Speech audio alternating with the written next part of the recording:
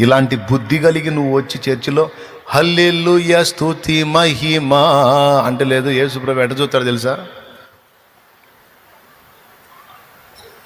అస్సలేం కదిలాడు ఆయన, తొణకడు కూడా తొణకడు.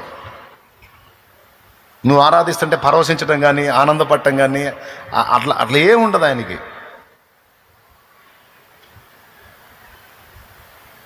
నువ్వేం పరవశించి హల్లెలూయా హల్లెలూయా గ్లోరీ గ్లోరీ అంటుంటావు. ఆయనే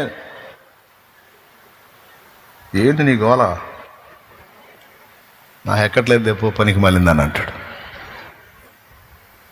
ప్రభువా నోరు మొయ్ పనికి మాలిందానా, నోరు మొయ్ పనికి మాలినాడా. ప్రభువా భక్తుని ప్రభువా, నీ భక్తుని ప్రభువా, నీ భక్తురాలి ప్రభువా, నువ్వంటే ప్రేమ ప్రభువా. ప్రేమ ప్రేమ నేనంటే పళ్ళు రాలు కొడతా మాట అన్నావంటే, నేనంటే ప్రేమ ఉంటే నాకు ఇష్టమైన పనులు చేయడానికి ఇష్టపడతావు నువ్వు. నాకు ఇష్టమైన పనులు చేయడానికి ఇష్టపడతావు నువ్వు.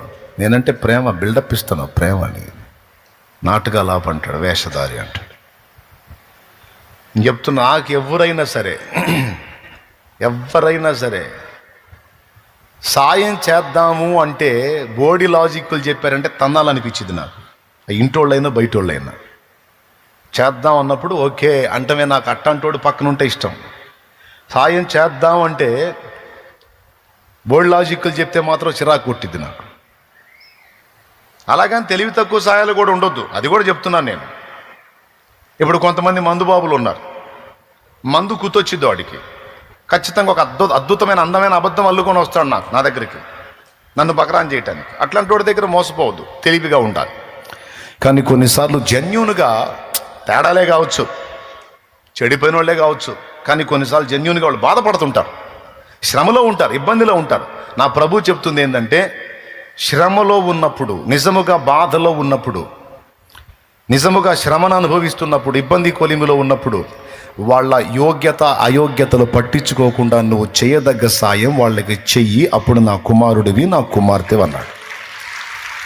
ఆ నీ శత్రువైనా సరే, నీ పగవాడైనా సరే, వాడి ఇబ్బంది కొలిమిలో ఉంటే నువ్వు చేయదగ్గ సాయం చేయి,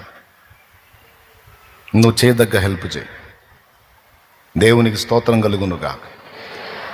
దాన్ని నా యేసయ్య ఇష్టపడతాడు.